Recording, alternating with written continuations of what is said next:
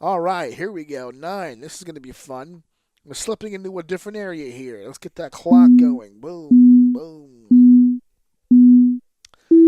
And number 9, our topic recently released was the Black Widow trailer. We're talking about Black Widow right now because that is the first film coming out for the Phase 4 of the MCU. This is the first time that we're going to be seeing something outside of the Infinity Saga, which is something we have not dealt a whole lot with. Everything that we've done so far in the MCU, all the way back from Iron Man 1, has kind of been linked to Thanos and those stones in some way. This is the first time now we're stepping outside of that. And it's going to be curious to see how they go about this.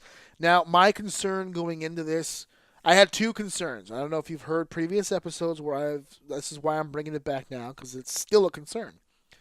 I had a problem with them beginning Phase 4 with someone so instrumental in the previous three phases.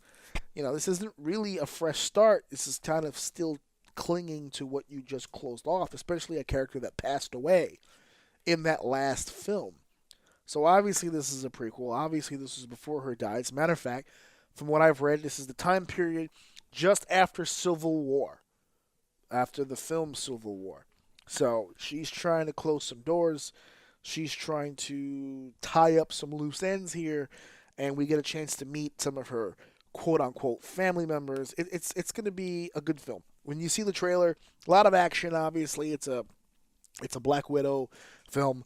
The other concern that I had was really after the end game, I just didn't want a very MCU esque. Like, I didn't want them to use Black Widow's film to be kind of an explanation on where MCU was headed. I didn't want it to be such an MCU heavy film.